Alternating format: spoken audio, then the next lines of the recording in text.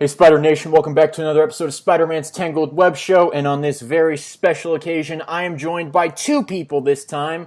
I'm Jonathan, and joining me tonight is James. What's going on, James? Not much. Just got back from homecoming tonight. Had a pretty good week. Saturday night, I went to a bonfire after work. It was kind of late. We didn't do the podcast. Work, I didn't get out until like 9 o'clock because I kind of staying with the summer. It's going to be like that coming following Saturday too, or tomorrow technically. But afterwards, I got to go to a bonfire at one of my coworkers, house, and it was pretty fun until my friend who was supposed to be the designated driver got too drunk. So midway through, I had to stop drinking and become the designated driver. And tonight we are joined by a classic panelist who has not appeared on the show for 2 years, but is coming back for this very special occasion. What's your name again? I forgot. Wait a second. Before you do that, John, let's just say, how fitting is it that Jan's here on the homecoming episode? My friends call me MJ. Oh, so But we're your friends, and we never called you that. Yeah. Well, okay. Well, my other friends call me MJ. That's another problem I have with that line. My friends call me Mary Jane. Bullshit. So I assume that you follow people around creepily and then sneak into detention even though you don't have it because you like to draw people? Oh yeah, dude, all the time. In case any law enforcement officials are watching this episode, none of what I just said is true. Jan does not actually follow people around. And in case any law enforcement officials are watching this, I want to clarify that I had 2 beers. I stopped, and it was a couple of hours later when I drank. When I drove. So I was fine. So there was no, driving while under the influence. I made sure that I drank responsibly. I was in the middle of my second beer and I tossed it down on the ground because I saw that my friend got way too fucked up and one of us had to drive sober. But yay me for being responsible. And I'm too uptight to do anything wrong, so yeah. Amen there, man. This is our special Spider-Man Homecoming review episode. This has been 2 years in the making now, ever since the announcement of Sony and Marvel's team up to create the next Spider-Man film. And so here we are. The film officially came out today. We're recording this on Friday, July 7th. You probably won't see it until tomorrow morning on July 8th, but even still, we're recording this on Friday night. The film officially came out today. Had some preview showings on Thursday night and also opened in other countries earlier in the week. But before we get into that, we should mention that we did get some sad news yesterday about the passing of Joan Lee. So I think we should just mention that. Our condolences all go out to Stan and all of Joan's family and loved ones. It's definitely Their daughter. Definitely a tragic loss, a true shame, and but it's good to know that Joan is in a better place now, and she will be missed greatly. A toast for Madam Web. Toast. Yeah. Toast.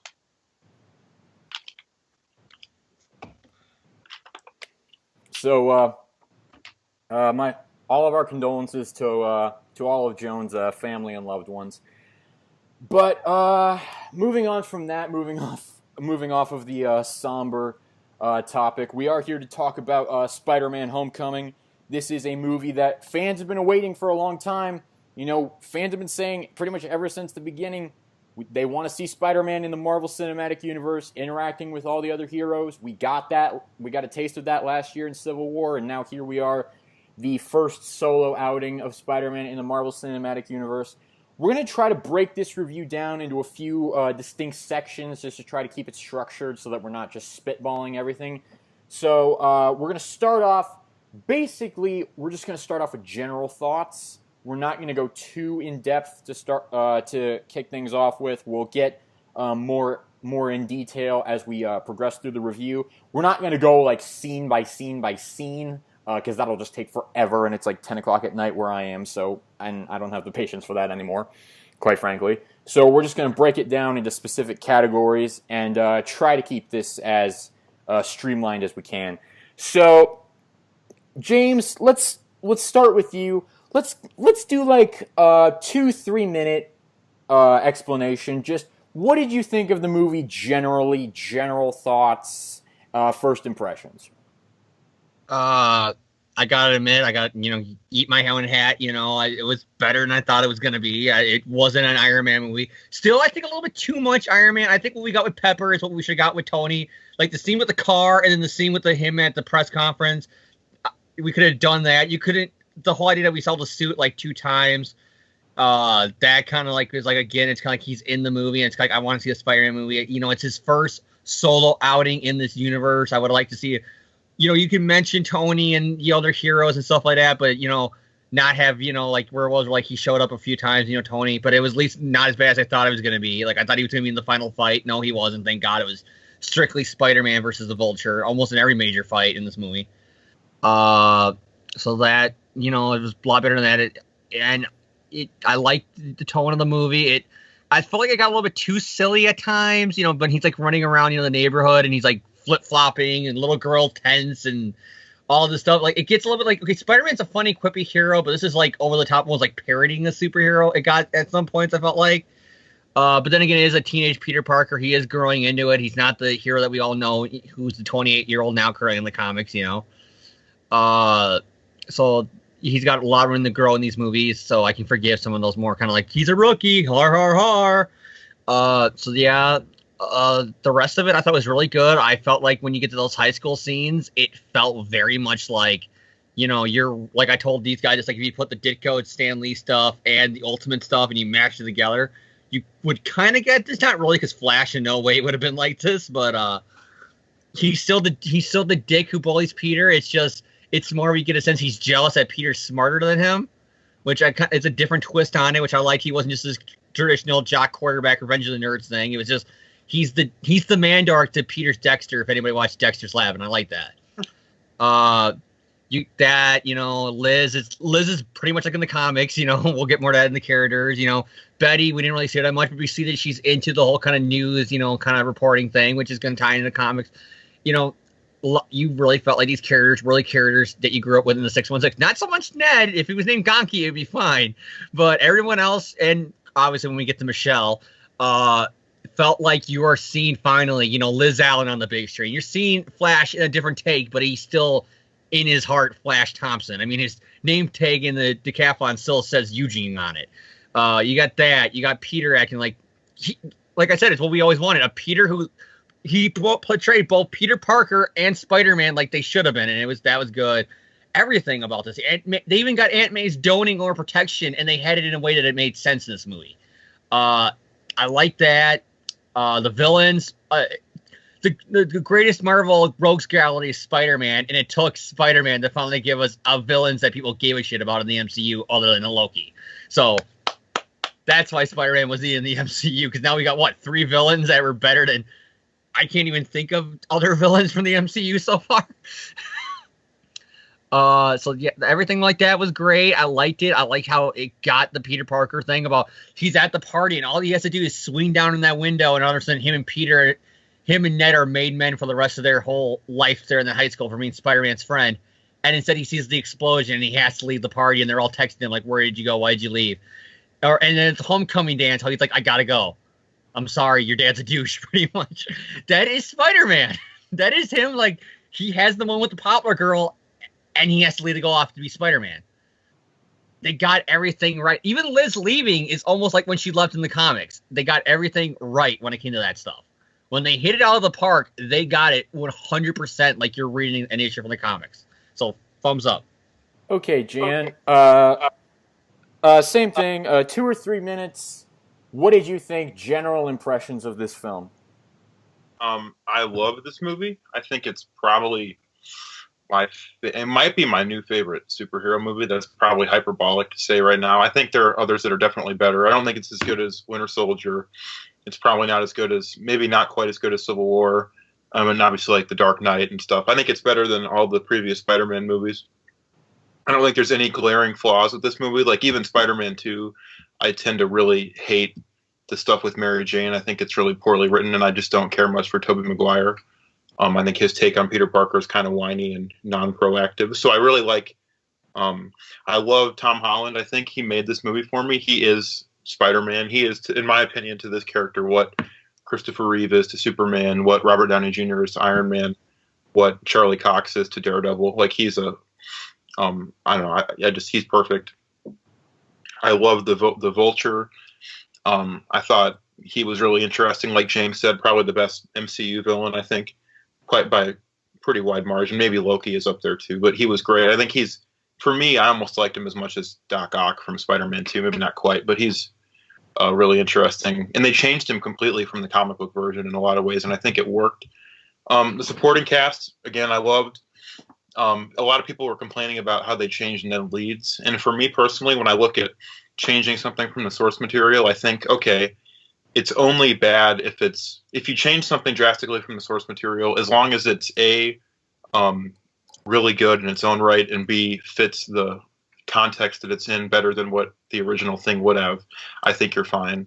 And for me, this version of Ned Leeds is way more compelling than the comic book Ned Leeds. Like, I think the comic book Ned Leeds is a completely forgettable character that is almost like not even really there. So I think this version was really likable. I thought he added a very different dynamic to this film than a lot of the other films, have had, like giving Peter a best friend who he can kind of confide in. And that's something that we don't see in the comics that much either. So I thought it was kind of just like, in general, a pretty fresh idea. For me, it really felt like if you combined the original Stan Lee and Steve Ditko stuff and the Ultimate Universe and Untold Tales of Spider-Man and throw those in a blender, I think this is kind of the movie you get. So I loved it. I don't really have any glaring problems. My only problem is I can understand people who don't like Michelle. I think, that's a radical change, and I can understand being pissed about that. For me, she wasn't in the movie enough for it to bother me at all. Like, it didn't take me out. I have no reaction. And they got Peter Parker so right that that's more important to me than Mary Jane, so I'll forgive them because I care more about Peter Parker than I do Mary Jane. And I think the Shocker was a little underused, and I think I liked the original Shocker a little bit more than the guy who replaced him. I thought the original had a little bit more of a personality, and the guy who replaced him was still good. He's like an Emmy award-winning actor, I think, from like Fargo. So he's a good actor, and he was menacing. But the original Shocker had kind of like a slacker personality that I thought was interesting. That I think the second one was a little bit more generic. So maybe I would have not, having two Shockers was weird. I would have maybe just had like the original guy be the Shocker throughout. That's really it. I loved it. I'd give it like a 9 or a 10, out of 10. So there you go. For me personally, with my thoughts on this movie, I liked it. I didn't love it. I would say that I was actually more surprised about how much like I wasn't as enthused about it. I mean, I'm not saying I didn't like it because I did enjoy it. I thought it was a good Spider-Man movie. Not the best. It didn't blow me away like the first Amazing Spider-Man did. It didn't blow me away on that level, and I think maybe that's part of the reason why I didn't enjoy it as much, is because it didn't do what I felt it needed to in some ways. And they're both shaking their heads because they're like, oh my fanboyism to that movie is never gonna die. But on your grave, we'll say he's the only one who liked the Amazing Spider-Man movie. But your life, John. Andrew Garfield for life. Yeah. You forgot the hashtag, James. Hashtag. No, there's no hashtag. It's just you wanted people to know him forever that Andrew Garfield is the only Spider-Man in your eyes. But I do think that this movie did accomplish a lot of what it set out to do. I thought that the playful tone of the movie fit well with the premise of this young rookie hero who's definitely just trying to have fun. I thought that they really made that mesh well. I thought that they really did a good job exploring Peter as the rookie hero and showing how he is different from the other heroes in the MCU so far. I thought they did a really good job with that. And I thought that they had a lot of strong character dynamics, a lot of strong plot points, some strong action scenes throughout the movie.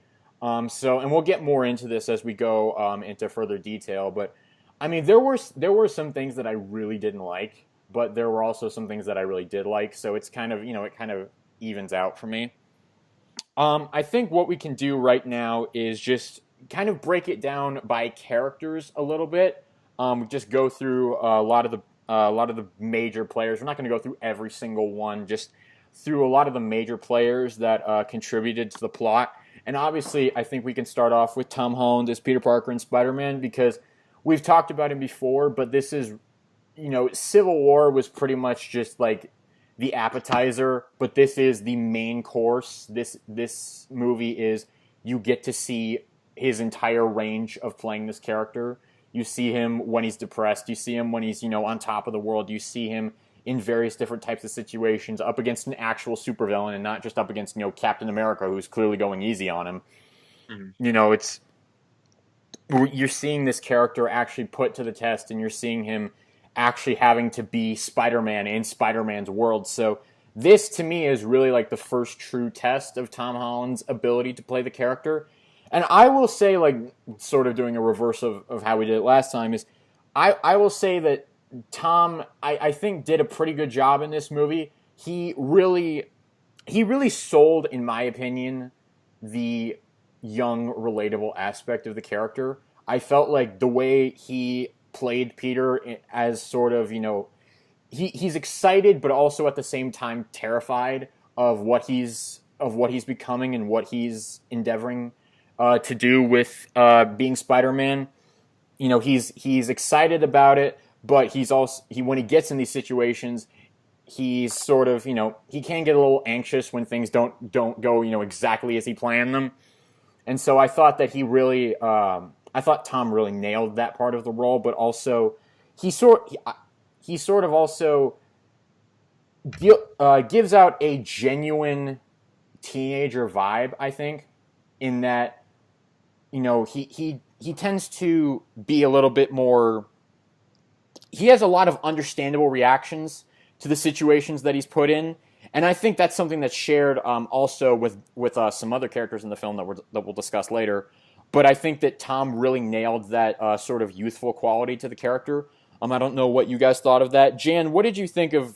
I mean, you've discussed this a little bit already, but go a little bit more in depth. What did you think of Tom Holland as Peter Parker and Spider-Man in this movie? Because, this is like his first big outing.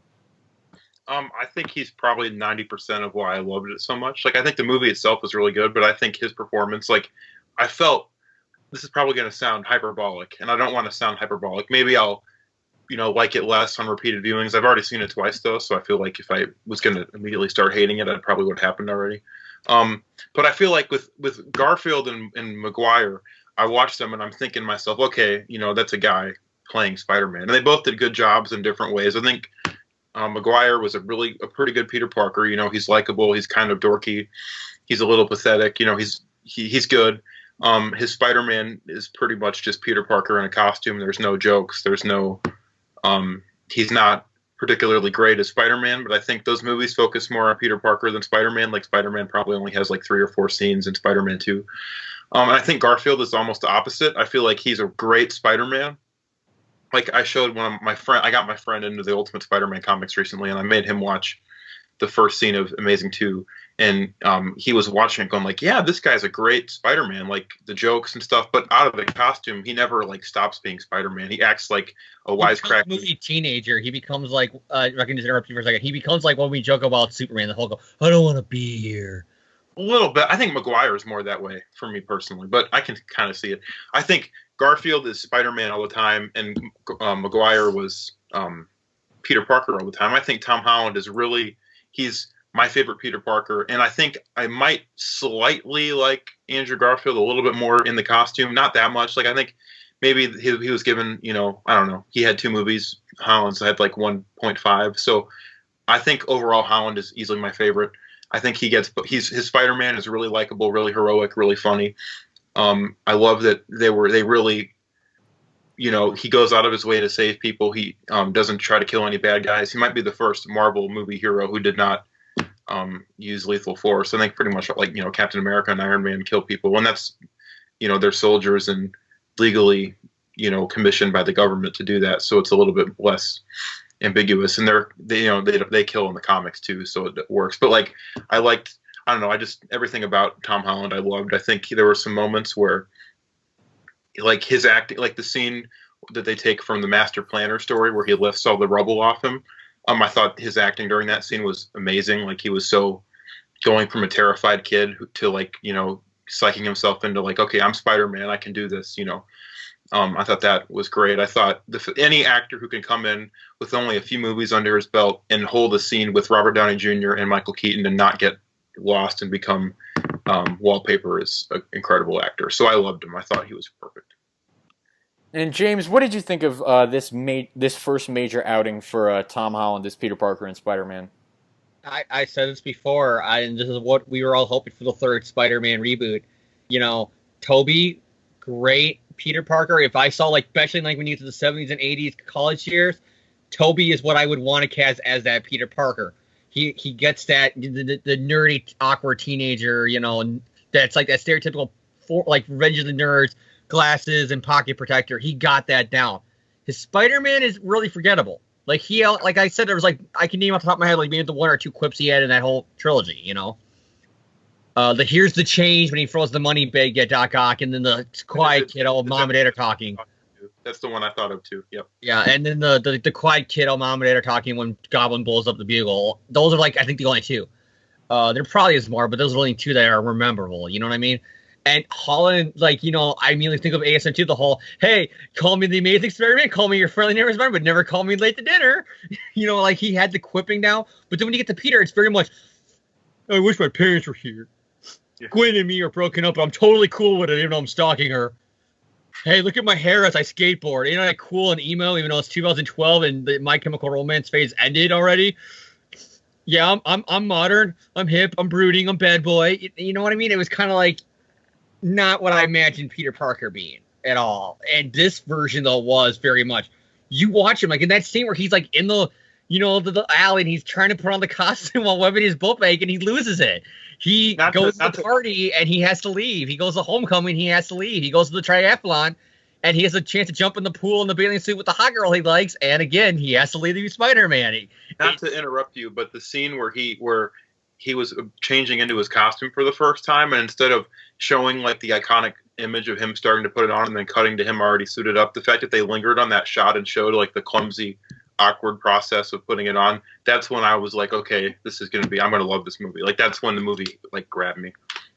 Like when you get to when when Ned is there in the room and he's all like, you know, don't tell Aunt May, she'll freak.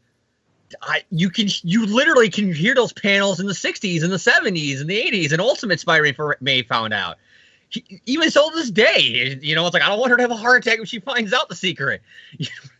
And I like that. You know, it was very Peter Parker. It was like you're seeing in the big screen the character, and then when he's Spider-Man, he's like, hey, you're not the real Avengers. You know, he has quips about calling, you know, Vulture Big Bird constantly during the fight. You get that really sense of almost like it's like Ultimate Spider-Man, where he's like, I do it because I'm nervous, and it's the only way I can let the villains not know I'm scared shitless by them. But it still fits in the context, because he's still like, hey, you're not the real Avengers. Oh, you know, and all that stuff. It's still classic Spider-Man. You watch this, and it's like, does anyone know who Bikes this is? You know, it's Spider-Man. Yeah, so it's like I think we are all in general agreement that Tom Holland, I think we can all say, is a pretty good Peter Parker, a pretty good Spider-Man, and I think that Marvel and Sony did a really good job in casting him in this role. Moving off of his portrayal, we can talk a little bit about the other major Marvel hero that was in this movie, and that is Tony. Dun, dun, dun, dun. That is Tony Stark in Iron Man. James has been very vocal about how he wasn't looking forward to Iron Man being in this movie, because James was afraid that Iron Man was going to take the movie over and sort of make it Iron Man 4 co-starring Spider-Man. So James, I'm gonna send it off to you first. What did you think of Iron Man in this movie? I gotta admit, he was not as long as I thought he was gonna be. I still think we got a little bit too much of him in his world. Like, if they just cut to Peter texting Happy, and maybe Happy's the one to take the suit away from him, I would have been okay with that. There's a little bit too much. Like, it's still like, I feel like this is the Spider-Man movie. And like, a lot of people I've seen where their argument back is, well, we had 5 solo Spider-Man movies before. Yeah, but never one in the MCU. You can have him looking at Stark Tower. You can have him, you know, quipping about, hey, I took his shield away about Captain America. Or Ned asking him, does Hulk really smell bad? Him saying when he's fighting the guy in the Ford mask, saying, hey, I never actually got to meet you before, Ford. It's an honor, and punch the guy in the face. It's a little bit like if they kept the part in the car in the press conference and it was just Happy with Peter throughout the whole movie, like where you got towards the end, I think it would have been a little bit better, because it was still kind of like, you know, here's 2 scenes where Iron Man has to come in and save Spider-Man from the water twice. Iron Man had to save the fairy and give Peter the Uncle Ben speech, pretty much. With the great power comes great responsibility. Said a little bit differently about the suit, but the same kind of speech. It was a little bit too much. It's like if you read, it'd be like if ASM 15 had I know issue 1 had the Fantastic Four in him, but it'd be like if ASM 15 had the Fantastic Four showing up and Reed has to grab Peter and teach him power and responsibility and beat the shit out of the burglar. You know what I mean? It kind of felt like it was a little bit too much. It should have been mostly Spider-Man, but from what we got I'm fine with it. It's just like I felt like I was glad that he wasn't in as much as I thought he was going to be. He wasn't in any of the fights, but I still would have liked it to be even more or less because it's the Spider-Man movie. We don't need, him in like 3 or 4 scenes. The 1 or 2, I would have been fine with it.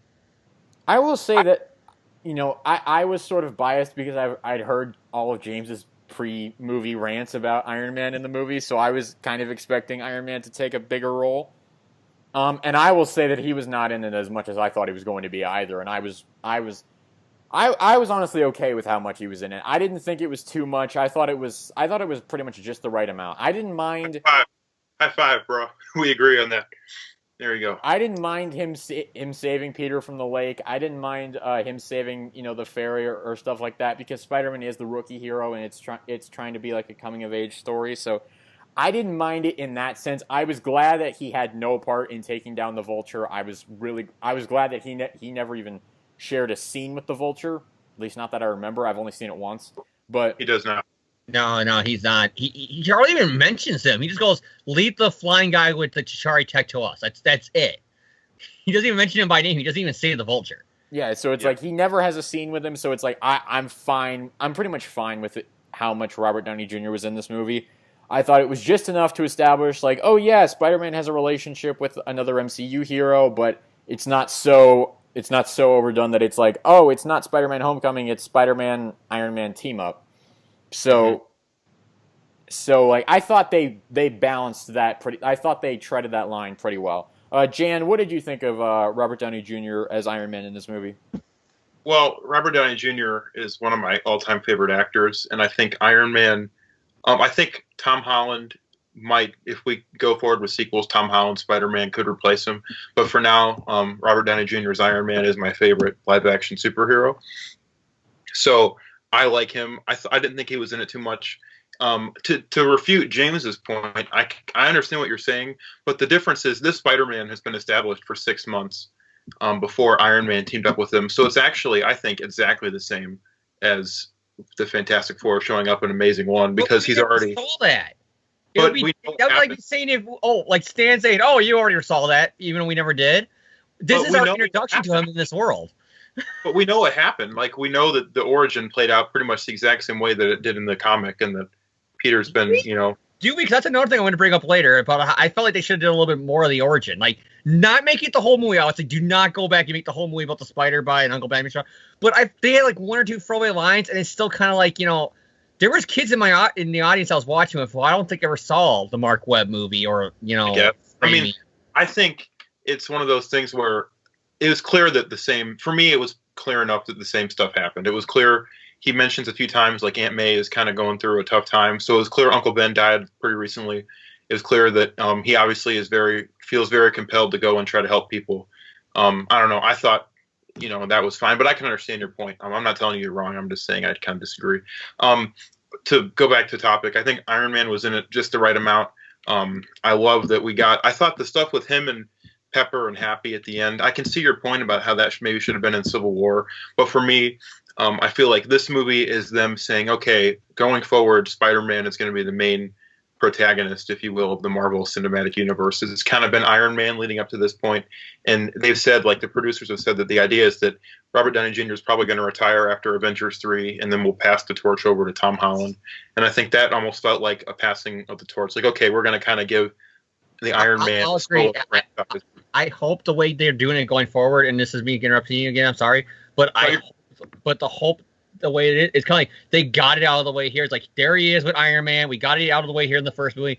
And with him walking away from the Avenger mansion and the Iron Spider suit and all that stuff was kind of like, his way of saying, okay, there it is. You got the interaction. Now in Homecoming 2, we're going to mention, Avengers and Infinity War and stuff like that. But it's 100% pure what you want. It's Spider-Man, villain, all that stuff. Mm-hmm. Yeah, before we move off of the Iron Man topic, just sort of to bridge these last two characters, Spider-Man and Iron Man. Can I say something really quick? It's a stupid fanboy thing. Sorry to interrupt, John. I loved Iron Man's armor. My friends make fun of me for being obsessed with like the different armor designs for Iron Man, but I'm a pretty big Iron Man fan. It's the ultimate design, isn't it? It's like the original ultimate design.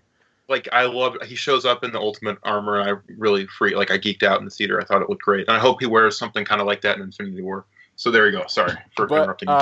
To bridge these two characters together, one of the standout scenes of the movie for me was after the Staten Island ferry confrontation, where the ferry splits in half and Peter fails to stop it, and Iron Man has to come in and save him. I thought the scene of the two of them basically having the argument and Tony taking the suit away is probably one of the best, if not the best, of the entire movie, because it really showed the dramatic acting chops of mainly Tom Holland, because obviously we knew that Robert Downey Jr. can act in that way, but I thought Tom did that was very classic Spider-Man of him. Yeah, so very much the whole, why can the Avengers get away with this, but I can't? I mean, ASM-50, remember, he's all like, I bet you all the women want to be with Ant-Man, you know what I mean? Like, that's classic Spider-Man. Like, he's venting, he's like, I'm still the street-level guy who gets shit thrown at me. You're up there in the mansion, and you're mad at me for wanting to be like you guys, when I'm the one here who's still getting made fun of in school for being the nerd, and you get to be the rich guy in the mansion hanging out with four of them? No, fuck you, Tony. I deserve that just as much as you do, and that's classic Spider-Man. And I also just love how how you got that moment like earlier in the movie where the Mark 47 Iron Man suit showed up without Tony in it, but then Peter's like, you don't care about me. If you cared about me, you would actually be here instead of standing in your freaking suit. And then the suit opens up and he walks out of it, and it's that one moment where it's like, oh, it's like when you think your parents are gone, and then all of a sudden they're behind you the whole time. Yeah. And it's like. And it's just like Tony, you saw that paternal side of Tony where he even makes the reference of like, God, I sound like my dad. And it's like, which happens a lot. Like, I'm at that age now, being in my late 20s, where like there's stuff my dad used to say, like the dad jokes, and I'm like, oh, that's cheesy and stupid. But at work the other day, one of my coworkers just says a joke of, man, you're cooking all this food all day, I'm hungry. And I just blurted out, not thinking about it. He goes, hi, hungry, I'm James. And the second I said it, I could hear my dad's voice coming out of me, and it scared the shit out of me.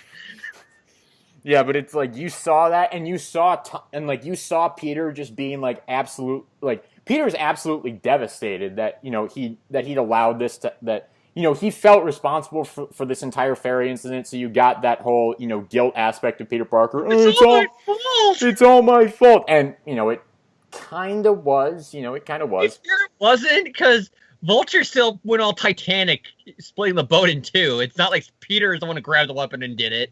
But I mean, Peter did the right thing. He's like, I found out there was a crime going on. I went to go save it.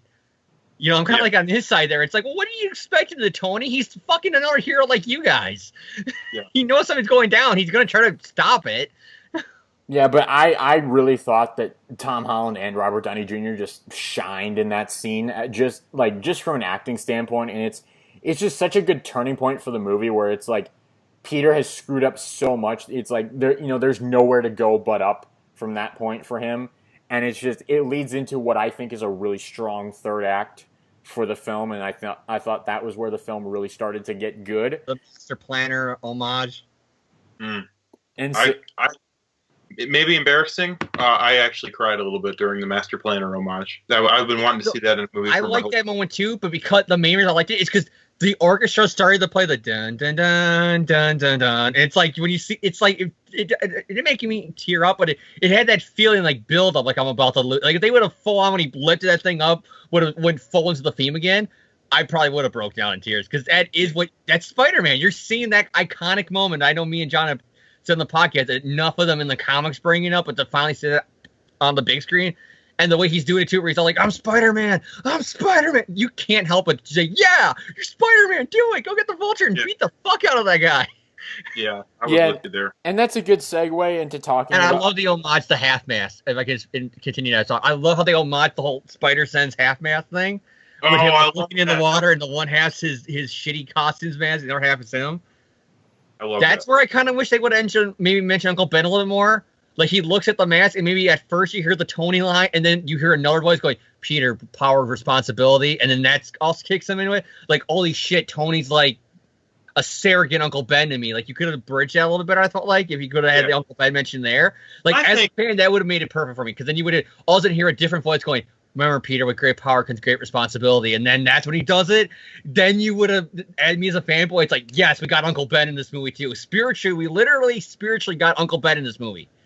And I think the Tony being kind of a surrogate Uncle Ben is there. It maybe could have been more explicit. I think if you look, it's kind of there. Like, you know, it is there. It's the whole. If you think that the suit makes the man, then you don't deserve it. That's pretty much their way around power and responsibility. Because the suit symbolizes with great power comes great responsibility in this movie. And we can move off of that into Michael Keaton as Adrian Toomes and the Vulture, and we've discussed him a little bit already. Jan, we'll let you start. Sorry, James, but you've already gone first once, so we're going to let Jan start because he hasn't gone first yet. Jan, what did you think of Michael Keaton as the Vulture? I loved him. Okay, unpopular opinion here. I know James is going to get mad at me because I think he and I have already argued about this like 2 years ago, but I'm not a huge fan of Michael Keaton, the Michael Keaton Batman movies. I think. Oh, you can go to hell. Yeah, I'm sorry. I'm a huge Batman fan. I don't know. I don't care for his. I think he was a good actor. I think those movies are kind of terrible. Or at least the second one. Well, we can talk about this after. Sorry, I know. I didn't want to. Give me Batman Returns. Batman Returns, if I can use an analogy, I thought I was going to use this movie. Batman Returns is a good Tim Burton movie. It's just not a good Batman movie. Yeah, fair enough. There we go. I think Michael Keaton was awesome as Vulture. He's basically Walter White as a supervillain. And I thought he's not really comic book Vulture. Like, there's some, similarities. Like the idea that he's sort of this guy who decides he wants his cut. Like, that's kind of comic book Vulture. So they took the really core idea of Vulture and kind of jumped off into I think a more interesting place. Like, I think he's kind of like if you combined comic book Vulture and oddly Norman Osborn and kind of combine them into one character. I thought he was really interesting. I thought his perspective was cool. I thought his scenes, I think Tom Holland and him played off really well. I like the idea that Spider-Man kind of redeemed him in the end, like by saving his life. Vulture kind of is like, okay, this guy saved my daughter and then saved me, even though I tried to kill him like several times. Maybe I'm the asshole here, and kind of didn't give his identity up to Matt Gargan at the end. So I thought that was really cool. I thought he was a really well-rounded character, probably the best MCU villain, aside from the TV shows. I think the Kingpin is still the best one overall. I thought he was perfect, and I thought, he was just, I thought his suit looked really cool. I didn't care for the concept art I saw, but in motion, he looked really badass. So, James, we'll let you go next because you were so enthusiastic. What did you think of Michael Keaton as Vulture? Well, the reason I was so enthusiastic is because, to go full circle, Jan said maybe Tom Holland one day will overtake it, but Robert Downey's his best superhero actor movie guy. Guess who's my number one? I'm Batman. Michael Keaton. Oh, that's totally fair. Those two Batman movies, Batman '89 and Batman Returns, are the first two superhero movies I ever saw as a kid. So obviously, I'm nostalgic for them. Like Batman Returns, I think top of my head, that's probably the first superhero movie I saw. Period. Was Batman Returns. Because '92, I would have been like 2 years old when it came out. So a year later, when it came on the home video, I would be 3. So like earliest memories of a superhero movie is seeing Batman Returns. And he got Batman. And the one real cool thing about this Vulture, you can tell he's channeling his previous work on a superhero franchise like Batman. Because just the way he moves his eyes and his eyebrows, that's classic Michael Keaton. Like when he was like Batman, when he would kind of like have his moments where like he's thinking, like, doing like the rock high eyebrow. But other moments, there's facial expression when you see Jack Nicholson, particularly in Batman '89, where he's all like crazy look with the eyes going up and everything, and the smile and the look and stuff. And even the way his voice sounds, it was very much reminding me of, he obviously got that from Jack Nicholson when they worked together on the first Batman movie. Because it is very much like he's channeling the Joker. Not too over the top. He's not making jokes and being silly, but just the facial look of this guy is nuts. He pulled that off. And like I told before, we got Matt Gargan now set up. We had two shockers. I don't know which one. They didn't really name them, because it was Montana and Herman Schultz. Was Herman Schultz the one who died, or is Herman Schultz the one who lived? He's the one who lived. flip. Okay, I just want to make sure, because they killed off the actual OG 616 Shocker that way, it'd be kind of bullshit. But Shocker, he was a henchman, so I wasn't really that mad. And besides, it's Shocker. I think what Bendis does with Shocker in Ultimate is worse than they portrayed the character here. And we'll probably go on that more when we talk about Shockers and all their villains and stuff like that, and Prowler and shit like that. But we got Scorpion now set up with a vendetta. He mentions his friends, so is that setting up all their villains? And the Sinister Six. Like I said, it's going to be the Sinister biggest Six. problem, if you ask anybody, what's the biggest problem with the MCU? They said it's the villains. Other than Loki, you can't remember a single one of them. They're all forgettable. They're all kind of bad, and they're all kind of... Look at Baron Zemo. Look at how he was portrayed in Civil War. It's nowhere near the comics. You know what I mean? Oh, you don't like Baron Zemo? But anyway, Yeah, I didn't like Baron Zemo. But okay. Michael Keaton and Shocker in them, they're going to be remembered. People are going to think off the top of their head. When you mention this movie, they're going to think Shocker. They're going to think Vulture. And it's classic because arguably, besides Batman, who's the most famous rogues gallery in all the comics? Spider-Man. So it's fitting that you wanted the great villains. Here they are. Here's Vulture. Here's, Shocker. Here's Scorpion. Here's hopefully later on in Osborn, a Doc Ock, not Venom because he's got his own fucking movie. But you know what I mean? Here they are. Here's the Spider-Man's rogue gallery. So yeah, but just keep Michael Keaton. And I don't know if we're going to bring this up more. We're probably going to go over this a little more in detail when we get to Liz. The plot twist, I liked it because the way it was kind of obvious to me, because if you go on like the app, Liz mentions a few things. Oh, my dad's going to kill me. Oh, my dad's not home. Oh, Peter, you're kind of reminding me of my father who's always out of town. That kind of set up to me like maybe that rumor that we heard about Michelle wasn't Michelle. Maybe it actually was Liz. And then it fits because Liz is in the comics. Her father was the Blob. Her brother's Molten Man. Her husband's the Green Goblin. Her father-in-law is the OG Green Goblin. Liz has a weird addiction to supervillains. So this was kind of like when he opens the door, I heard so many people in the theater go, oh! And for me, it's kind of like, I guess that's how they're getting to the Molten Man. It's just Vulture's her dad. That's their way of doing the whole family tie-in. But yeah, I like it too because when you see him with the family, it gives Vulture a motivation that's more than how it was in the comic where just senile old man wants to rob banks. So he... Yeah, it's actually... This is more kind of... I went out of business because the events of Avengers 1. So to fuck them, I'm going to create super weapons for criminals to take those guys down. To say, fuck you back to the man. And then it's kind of like how a lot of Spider-Man villains are. They're kind of like, oh, I'm going to rob a bank. And then Spider-Man comes in, and it's like their motivation changes. Of if a superhero shows up and stabs me on the bank, I'm going to have to deal with it. And it's just like when Spider-Man's the one who swinged in. And it felt like that. Like he even mentioned, almost like Daredevil, how they mentioned it, how kind of like, we're here, the Avengers up there, and now this devil of Hell's Kitchen's coming after us. And it's kind of like same thing here, where he's like, none of the Avengers came after us, and now Spider-Man, for some reason, has a hard-on beating us up. All right. I'll give my thoughts on the Vulture. I will say that I thought he was a pretty good villain. I wasn't totally sold on him, like from the marketing, like from the trailers and from the marketing. But when I saw his full plot and his full context in the theater and like in the actual movie, I liked him. I will say that I did not see that coming when he opened the door to Liz's house, and it like when Peter shows up to pick Liz up for Homecoming, and then Toombs opens that door. I did not see that coming. If I can mention something, the moment that I knew it was up is when he's watching the news report, and they linger on the shot of Liz hugging the mom on the news report, and they linger on the shot about his reaction to it. That's when it finally hit me. Toombs is her father. Oh, and the weird thing is, the last thing they're different. She is called in this movie Liz Allen. His is Toombs. Well, it's the beginning. He's the stepfather, which means there's opening for the stepbrother, Molten Man, if they want to go down that road and make Molten Man Toombs' son, who's off in college or something at the events of this movie.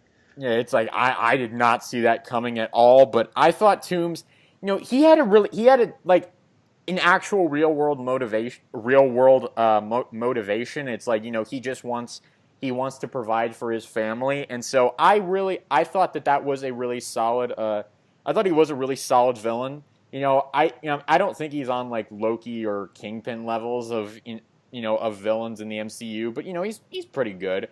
I will say that he also led to one of my favorite scenes, which was when they're in the car on the way to Homecoming, and he's just like, "Are you freaking kidding me?" This It twerp. reminds me of that scene with Norman at the Thanksgiving dinner where he's like, how did you get that scar? That was so much it. He was like, and you could just see on his face, he's like, are you kidding me? And the green light almost symbolizing the green of the vulture. Oh, that was so cool.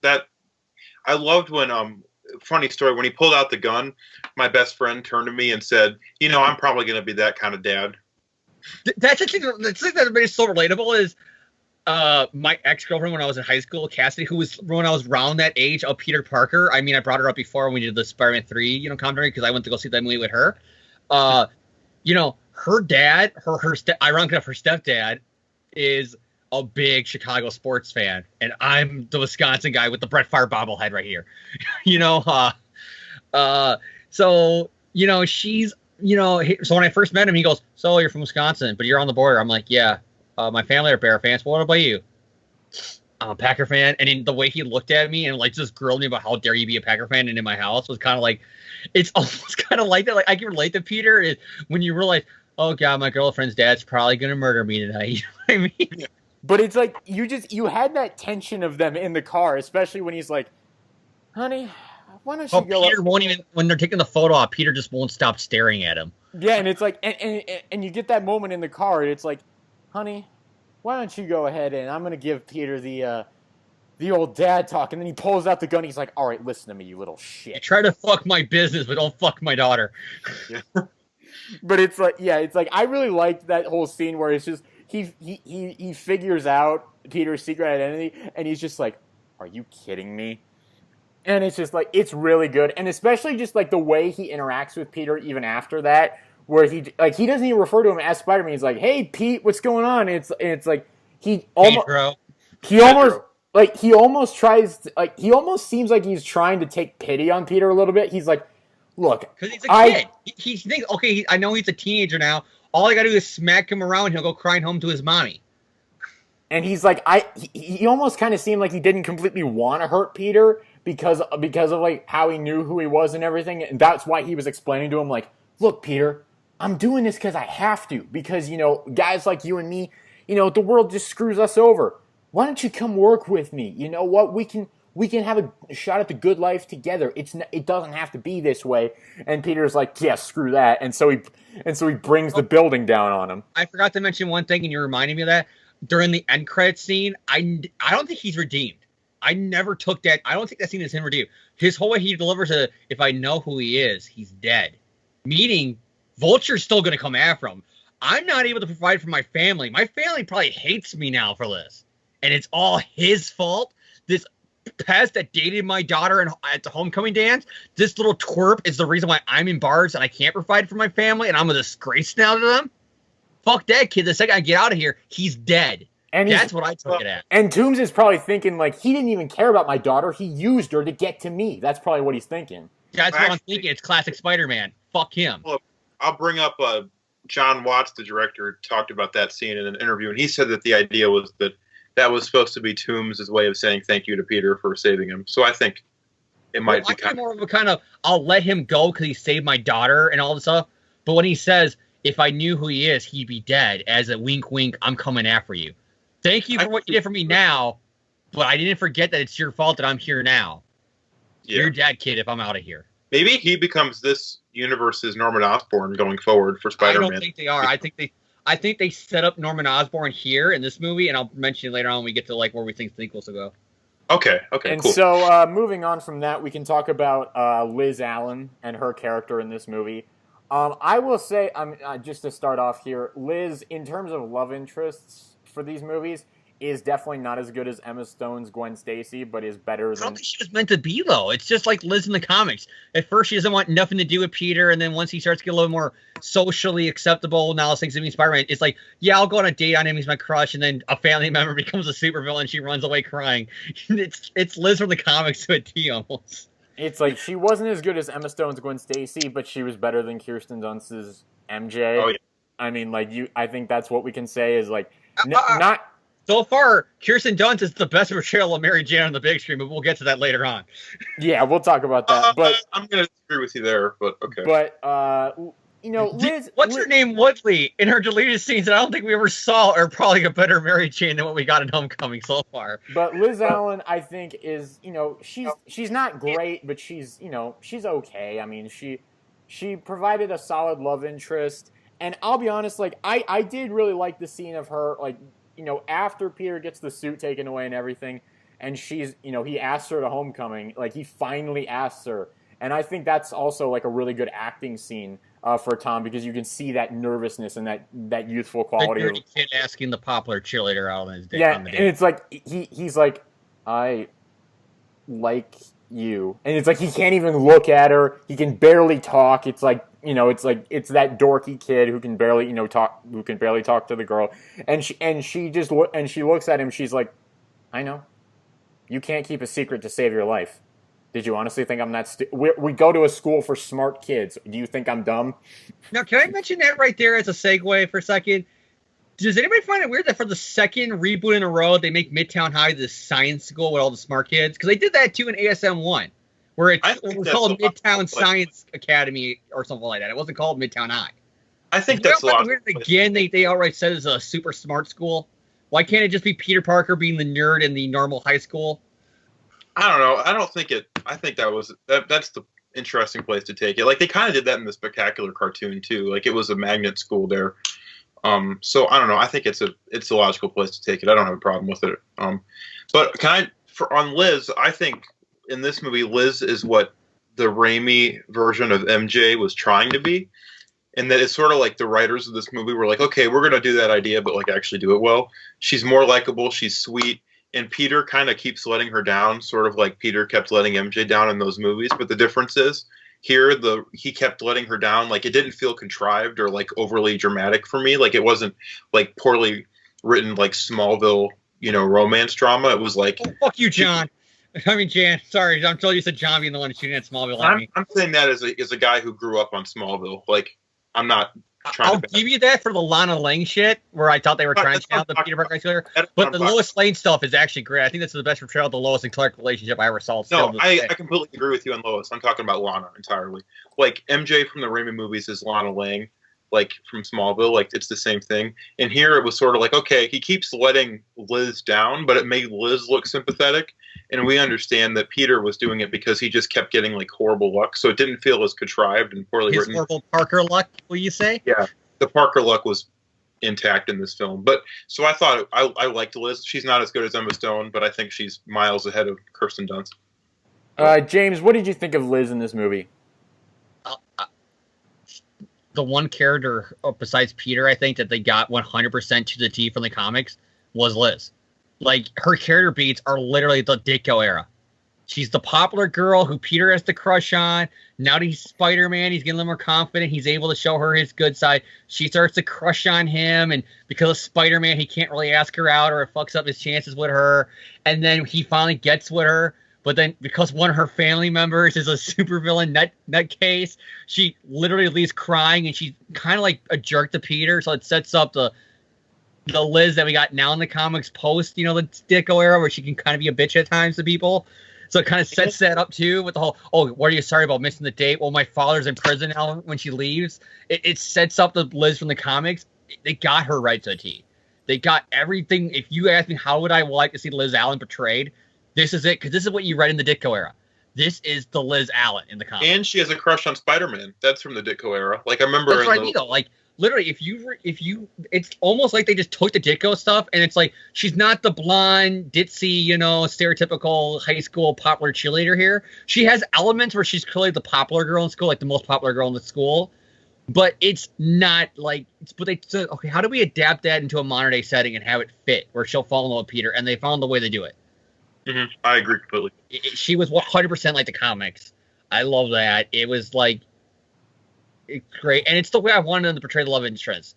She's not the Kirsten Dunst, and she's not the Emma Stone, but it's not because it's the whole star-crossed lovers are meant to be together romance that they went for in those movies. It's high school. He wanted to ask a girl out to the dance, and she said yes, and they never kissed at all in the movie, even though the suit wanted him to kiss her at one point. They never kissed. He never revealed his secret to her. It leaves in a bad way, it's a romance, but it's not in the traditional way you think of a superhero love interest. Yeah, And I love how they portrayed it. Not every Spider-Man girlfriend has to be the one. You know what I mean? Like, that's what was cool about it. But she's not. Liz is not. She's Harry's one. That's why I hope in a sequel she's like, oh, here's my new boy from Oregon. His name is Harry. Yeah. But we can move now into talking about Ned Leeds, or as I like to call him, Gonky Leeds, because It was gonky. It really was gonky. So gonky. Here's what I would say about this character. He sure is Peter's best friend. He has no other character besides Peter Parker's best friend. Like, I found him annoying at times. It got a little bit too annoying. Like, he has... I thought he was wonderful, but... He has absolutely no...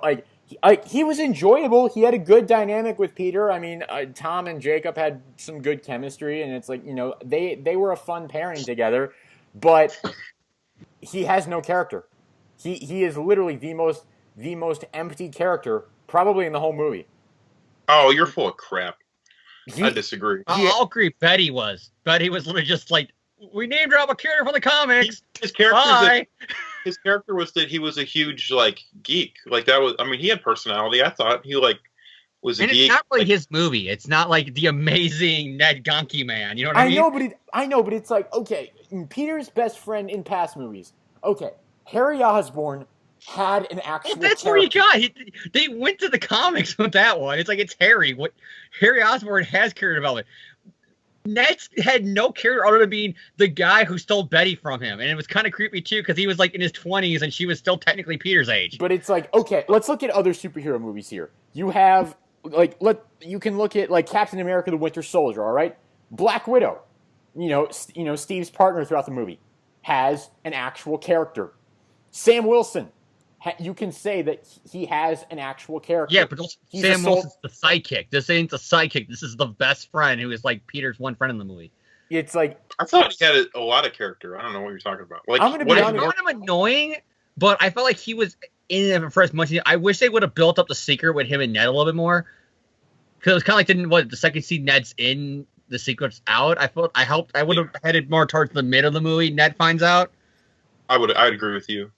It's like, I'm going to be honest with you. I thought that Alfred from Batman v Superman had more character than Ned Leeds. Oh, yeah, but that's because it's in the comics. Everything you point to is because you're going by the comics. Yeah. This is a different take on the Ned Leeds character, or Ned Lee, I guess, because I think that's what they actually call him in the credits, so it's not racist. They called him not Ned Leeds. They called him Ned Lee in the credits. But even still, it's just like, I couldn't say anything about the character other than, oh yeah, he's Peter Parker's best friend.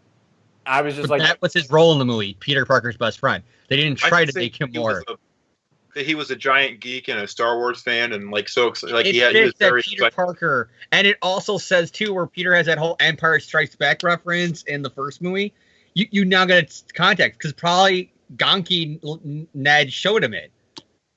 But even still, it's just like, I don't know. I didn't dislike Ned. Like, I thought Ned was fun for what he did, and I thought he had a fun dynamic with Peter. I was just like, I walked out of that movie, I'm like, yeah. I think it could have set up sequels with him being more of a bigger role. It's like, yeah, Ned Leeds, he sure was there. So, James, what did you think of Ned Leeds? I mean, just going more into it. I kind of argued with there. I felt like Ned served his role good. I found him kind of annoying once he found out the secret. Like, even if I found out that my best friend was a superhero, I would know, especially with a secret identity, not to be like, my best friend was Spider-Man. You know what I mean? Like, be like over the top with him trying to get rich quick schemes. Like, we could be famous in school. I can understand him maybe in private saying, hey, why don't you just tell Liz you're Spider-Man? Kind of like what you got in the hotel room with Peter, you are a kid. If they would have had a little bit more of that and not just over the top. Because how the hell did no other classmates hear him going, so you took his shield? Wasn't that cool? How does Force smell? How does, you know what I mean? Like, he's not even being quiet about this stuff. He's outright saying when they're walking in the halls, it was so cool when I used your web shooter on Shocker. You know what I mean? Like, it got a little bit too annoying. If they would have toned it down, like maybe at first the shock he's over the top like that, and the rest of the movie he's more kind of like how he was in the hotel room scene, I would have been okay with it. But I felt like they went a little bit too over the top with the whole, oh my God, you know, my best friend Spider-Man. I think they would have played it off a little bit more better. But maybe they'll fix that in sequels, you know, once that character has growth. I like the kind of nerdy references to Spider-Man, but we got a Star Wars. But again, that was Gonki's thing. When Gonki finds out that Miles is Spider-Man, it's the same thing too with the Death Star Legos. So it's very much Gonki. I don't know why they just call him Gonki. And the other problem is we now know with that line reference to Prowler's nephew, we do know that somewhere down the line there's going to be Miles in the MCU now. So is there going to be another Gonki who's just going to be Ned Leeds how he was in the comics? Like, it feels weird. If you know about Gonki and you threw the Miles line, why don't you just make Ned kind of like how he was in the comics and make him kind of like he's Peter's best friend? Don't do the Gonki stuff, and then say the Gonki stuff later. If Tom doesn't come back for like a 4 or 4/5 movie, you can add Miles in, and then say Gonki for that. It felt really weird that it was kind of like, oh, we're gonna take Gonki, but we're not gonna call him Gonki because Gonki's Miles' friend. Oh, we'll call him Ned. Nobody will give a shit about that. You know what I mean? Jan, what did you think of Ned Oh, Leeds? I got one more point though. Okay. Because I know we're probably not going to go over Betty, and this is a great way with Ned to bring it up. I do got to feel like at the homecoming dance, I would have liked it if Liz says, oh, does Ned have a date? You know what I mean? And he goes, no. Well, Betty doesn't either. Betty will double date. Because then you can at least set it up there, the whole Betty and Ned relationship, a little wink and nudge there, how Betty's his date. And you can even have Betty like, I don't want nothing to do with this guy, kind of like a different take on it. But I would have liked it too if Liz would have said, Betty doesn't have a date yet. Does Ned have a date? No. Oh, good. We can double date then. Like, then you get like the comic book reference in Ned and Betty being together. I would have liked that maybe a little bit in there. Okay, Jan, what did you think of Ned Leeds in this movie? Well, I really liked him. People were annoyed by how different he is from comic book Ned Leeds, but comic book Ned Leeds was either had no character or was a complete jerkface. So I don't care. Or a pedophile? I'm sorry, he was. He was it would be like, okay, put in context, there was a girl at my work who she is 18, but she looks younger, and she tried to flirt with me one day, and I had to like tell her, like, it's kind of creepy. I know you're overage because obviously you can't work here unless you're over 18, but yet still you look that way, and it's no offense to you, but can you stop that? I'm not interested in that way. And I actually told this girl that. Ned in the comics was like, Betty's like 17. She's almost 18, close enough. You know what I mean? You get that creeper vibe when you read those Ditko stuff. Yeah, he's a character that I don't care about at all. And I think that this version of Ned is 10 million times more interesting than the comic book one, so I have no problem with him. I thought he was really fun. Like a third through the movie, my friend Coker turned around and looked at me and goes, Ned is us. And I'm like, that's kind of a cool way to look at it. Ned is kind of like... In a lot of ways, Jan, Ned reminded me of you in the old episodes where you had like 50 questions for me and John in a second. It's like that lovable guy who has like a bajillion questions, and before you can answer the first one, he has 20 more for you. Because that's how you were, because I think you were kind of nervous on the show. Like, but that reminds me so much of you when I watched that movie. Well, you know what? I'll take that as a compliment, because I thought Ned was likable. So, there you go. But... I don't know. I enjoyed him. I thought when he like, you know, goes, Peter knows Spider-Man, like in P. That was really funny. That was a good laugh. He says that the Parker luck because it's kind of like now he has to find a way around it, and Ned and Flash still calls him on the bullshit, and he can't just come out and say, "Well, yeah, because I am Spider-Man." You know what I mean? Yeah, and I agree with you. And seeing Peter Parker get a best friend who's actually like really loyal that he can trust was a nice change of pace in this version, because like Harry Osborn always turns on Peter Parker, even if he's kind of like is good now in the comics. Like he was arguably Peter's archenemy for a while. And, you know, Peter doesn't really ever get to have like a really cool best friend. You know, Flash is kind of sometimes a jerk. Like, so seeing Peter Parker just get a really likable, nerdy friend that he could confide in was like a fresh change of pace. And it's a new dynamic that I've never seen in like any Spider-Man thing. Maybe Ultimate with Mary Jane a little bit, but it's... Maybe they'll have, by Homecoming 4, have Ned become the Hobgoblin, and then all of a sudden Jan's whole thought goes out the window. Yeah, whatever. But for now, I thought he was a lot of fun. So he was, and I think he's arguably the second main character of the movie. Like, I think he has more screen time than any other character besides Peter. So I thought that was cool. I liked him a lot. So there you go. Sorry for the long. But we've got 2 more main characters to get through, and then we'll just spitball the other ones that we want to talk about. The other 2, the first one I'm going to hit up is Aunt May, played by Marissa Tomei. I will say that I loved this version of Aunt May. This is probably my favorite one out of all the films. I mean, she had that cool mom vibe where she was like she wasn't too overprotective, but she was still like If you see something she like that, mentions her skipping class and stuff like that too, like she can relate to Peter. and It's not like comic Aunt May who would have a heart attack if she found out Peter was 30 seconds late to class. yeah, and it's like, you know, she looks on the TV, she's like, and you know, she sees the ATM bank robbery thing with Spider-Man and the bank robbers and the Chitauri weapons and everything, and she's like, you see anything like that? You turn, you run the other way. But she's not like, she doesn't, you know, hold Peter back from like going to the parties, and like she's like that cool mom who will like take him to the party and everything. So it's like, you know, it's. She even gives him advice. I don't remember if it's dad or it's in the car with if it's at the party scene or the homecoming scene. Like she tells Peter, like, make sure you touch your waist when you dance with her. Like Aunt May would never say in the comics. In the comics, we're like, you dance from a distance. You don't even touch a woman. You might catch an STD. You know what I mean? Yeah. So it's like she was really cool in this movie, and I really liked the vibe that they had. But then the ending scene, it was the perfect way to end that movie. I got a problem with that. I got a problem. It was the perfect way to end that movie because he's in the apartment. He gets the suit back from Tony. You know, that the note of "this belongs to you." He puts the suit on. He takes the mask off, and there's Aunt May in the doorway with the "what the fuck," and then they cut it off. And I'm like, that was the perfect way to end that movie. That was glorious. I mean, yeah. James, we'll let you go.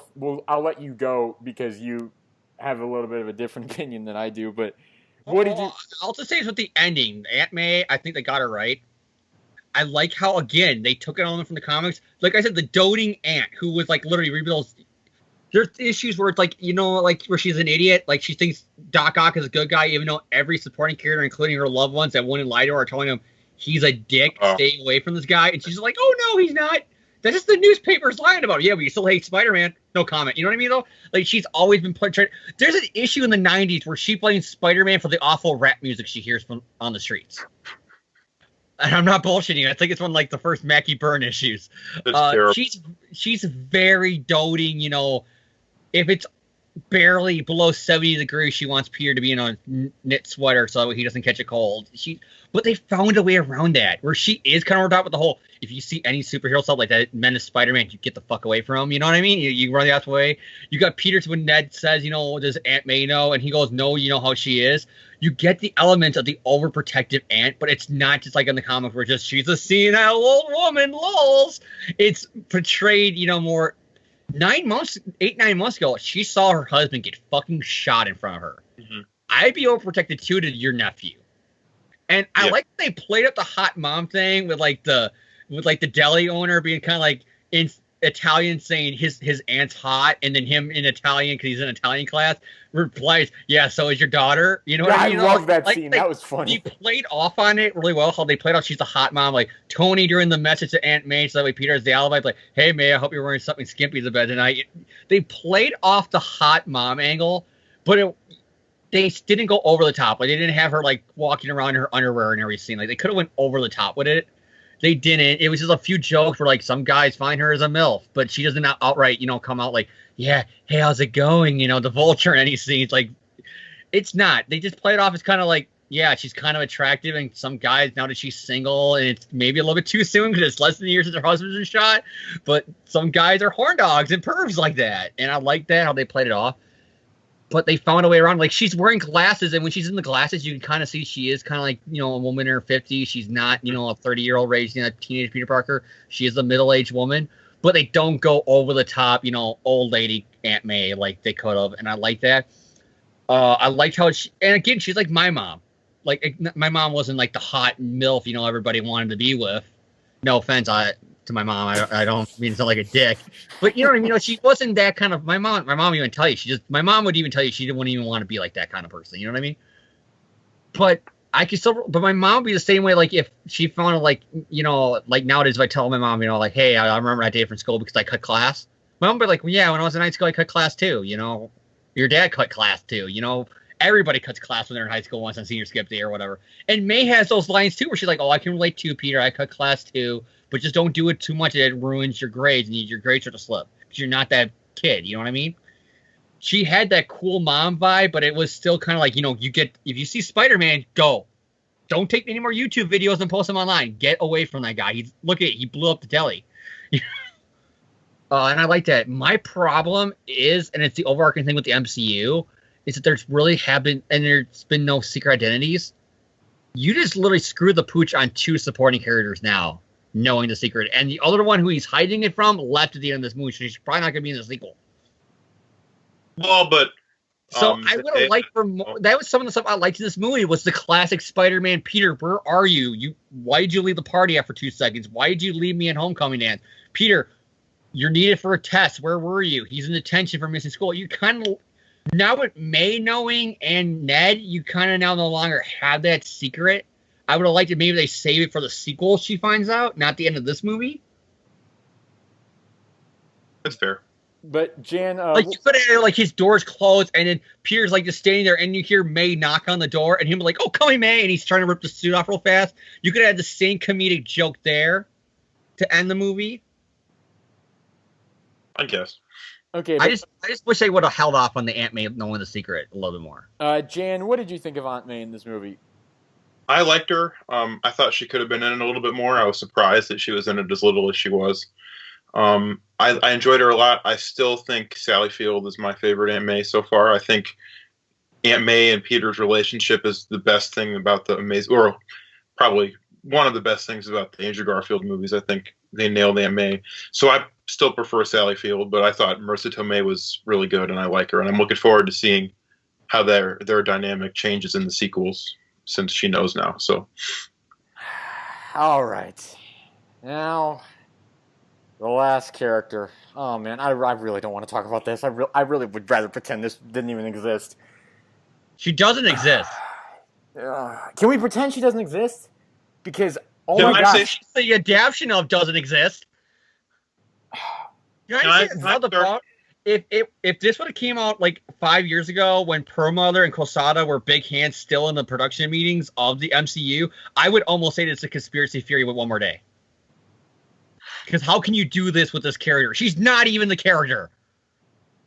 She's in no way the character she's supposed to be. When you create a random character out of nowhere who was not funny at all, like she was meant to be this comic relief character, I didn't find her funny at all.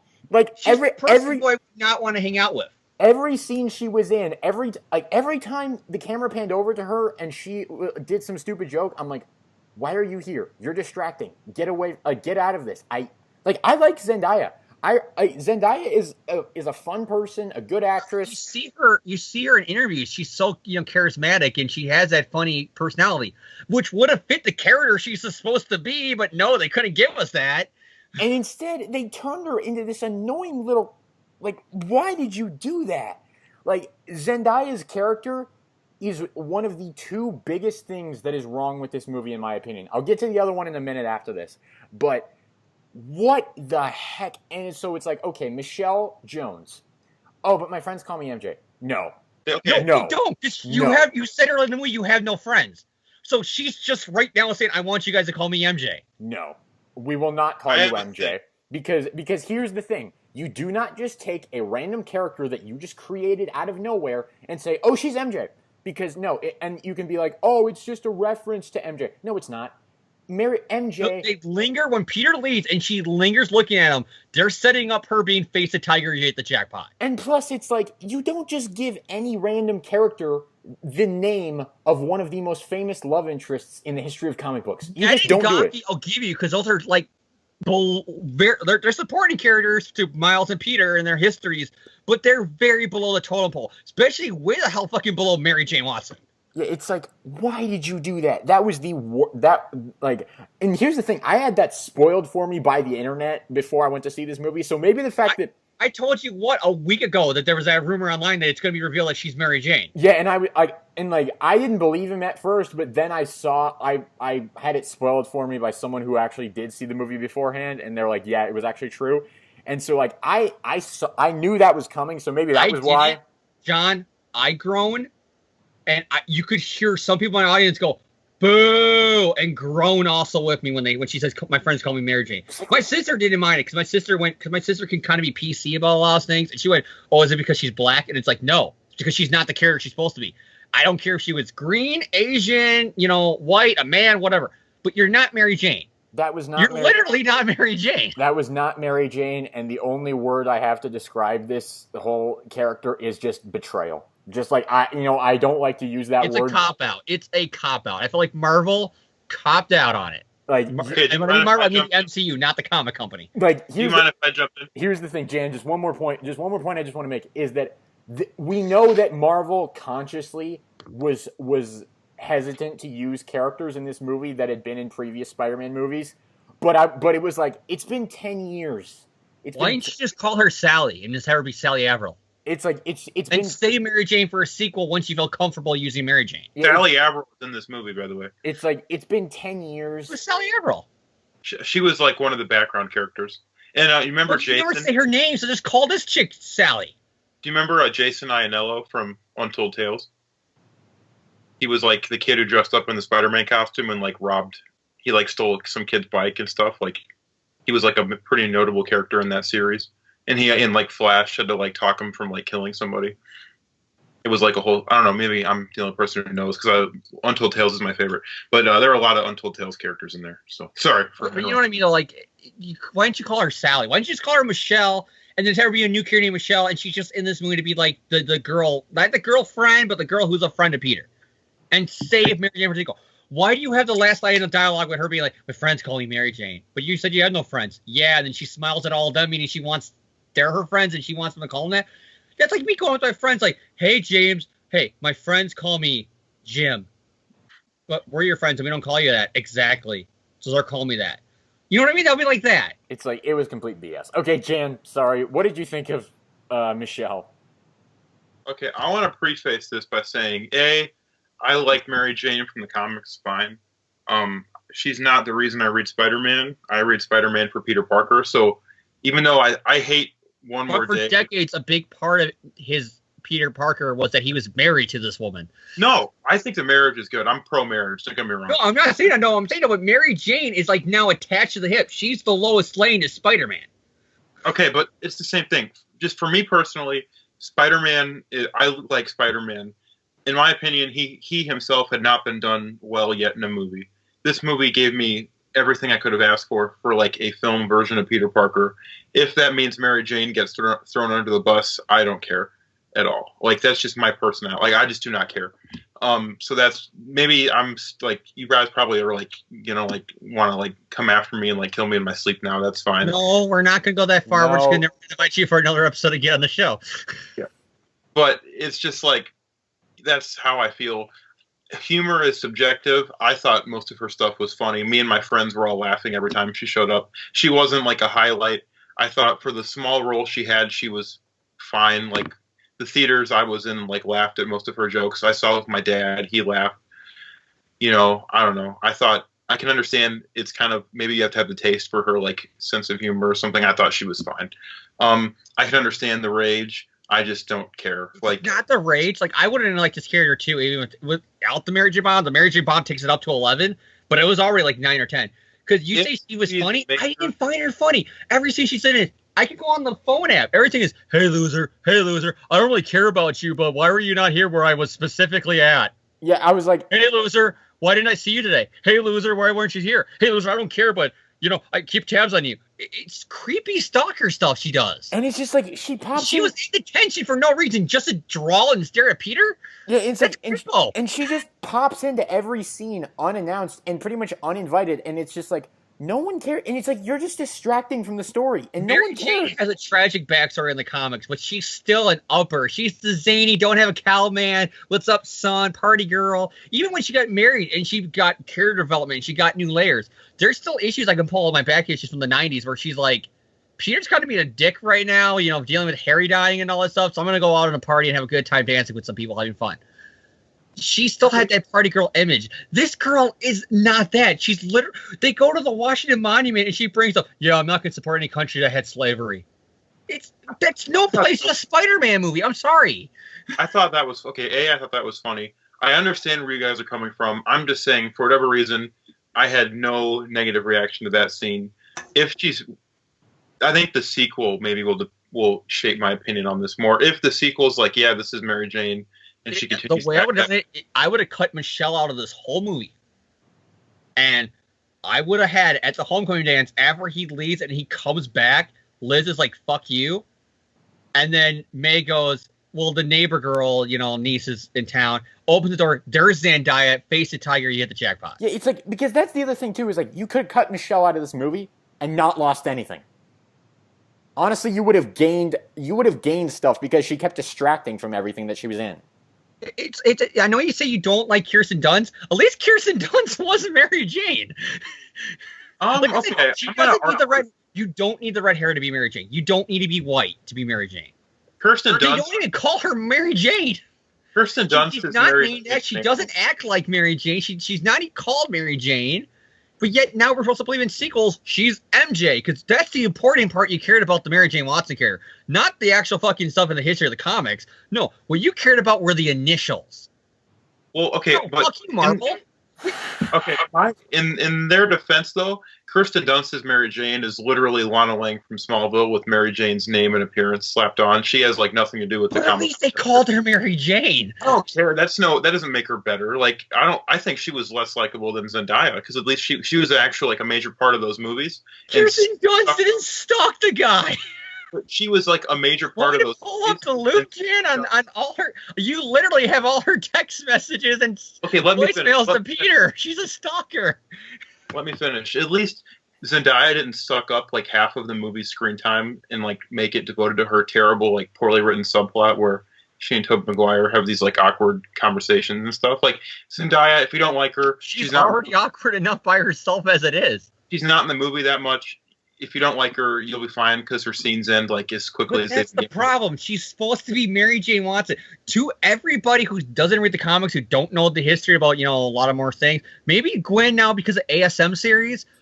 But to everybody, if you ask them who is Spider-Man's love interest, they say Mary Jane Watson, and we're supposed to go forward believing that this girl is that.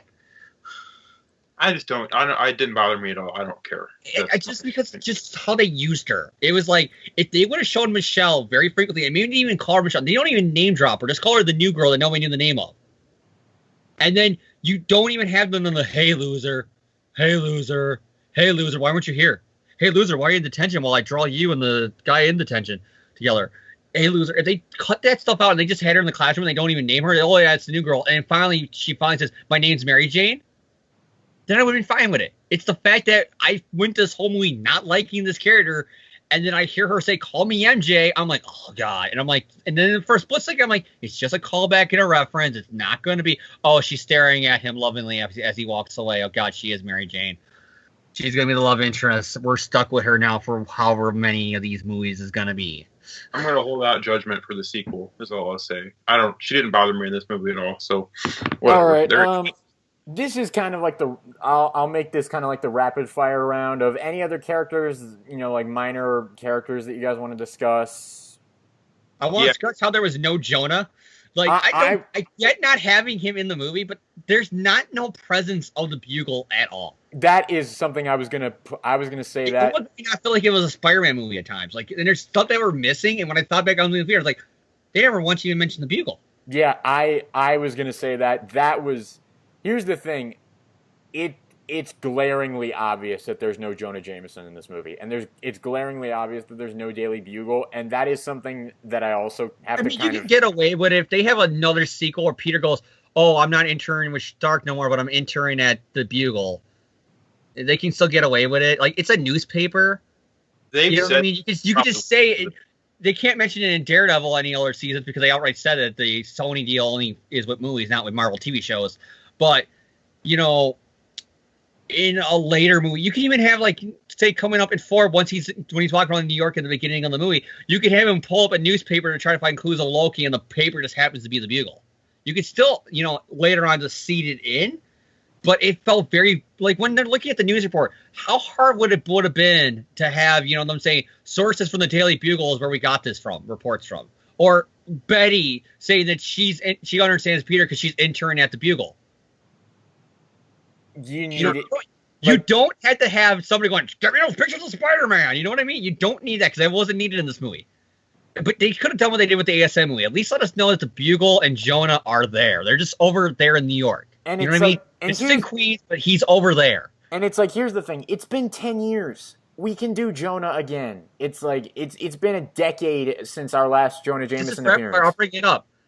They don't mention Uncle Ben by name at all this movie. Does anybody find it weird that this guy he's literally been buried for less than a year, and May and Peter, other than a few references of, oh, you know what she's like after what happened, they don't even mention Uncle Ben. I think that makes sense because that was also I agree with sorry to cut you off, Jan, but I agree with James. That was glaringly obvious. I was waiting for that Uncle Ben reference. You don't want to do what ASM series and the Raimi movie where every scene was power and responsibility. I get that.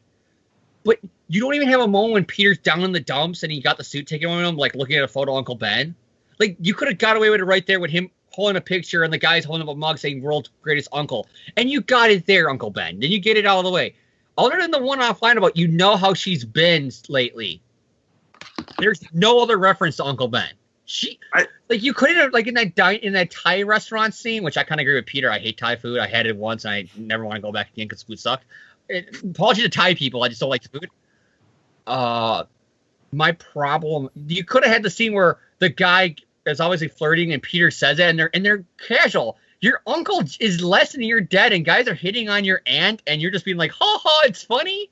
You know what I mean? That's the problem I had. You should have aligned with May going, Peter, I'm not ready yet since what happened to your uncle. And he goes, yeah, I know.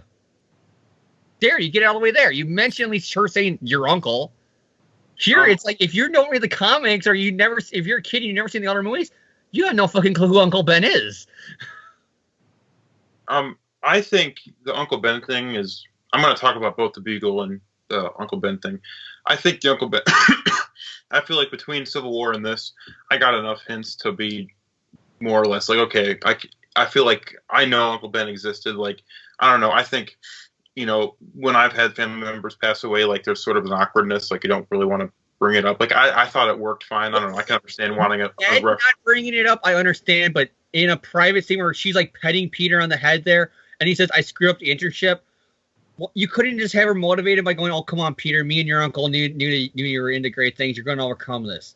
You can't name drop him in ways that fits. Like, you don't got to have, great power and great. I said I would like that during the lifting scene, but you don't even have to do that if you didn't want to. I'll kind of segue away from this. I'll bring up, the origin. I felt like they should have done a little bit more because as that fan, I would have maybe do kind of what they did with Hulk, where you could do the origin that way with the opening credits. I would like a little bit more. You get one off line where Peter going, oh, I was bit by a spider when Ned asks him how did he get it, and then you got that one line. You can kind of piece it with them calling him the YouTube star that was their adaptation of the wrestler thing. Is that he was probably showing off to people videotaping him on YouTube when Uncle Ben got shot. You know what I mean? You can kind of piece it together, but I would have liked a little bit more of the origin and Uncle Ben, and if not, in the least, give us a little bit more of Uncle Ben. Because if you didn't know any better, it's almost like they don't care about him. Like they're all like, Aunt May's being hit on. She's so hot, lols. He doesn't once say that's kind of gross because my uncle's literally hasn't even been in the ground for a year, and guys are already trying to get in her pants. Okay, well, I guess that's fine. I don't know. That didn't bother me. Maybe it'll bother me more on repeat viewings. For me, it was enough for me to get. I can understand wanting a little bit more, but it wasn't. I feel like the spirit of Uncle Ben was there enough for me to feel like it wasn't a violation. And then the Daily Bugle, I'm kind of it was done so well in the Raimi universe, and I feel like that's one of the things the Raimi universe got really well. But the Bugle, it's having a Superman movie without the Daily Planet, or a Batman movie without Wayne Enterprises. But it's I don't know. We've seen the Bugle, it's been referenced. I think, I don't know. They said they'll probably do it in one of the sequels. Maybe when this version goes to college, we'll start getting the Bugle.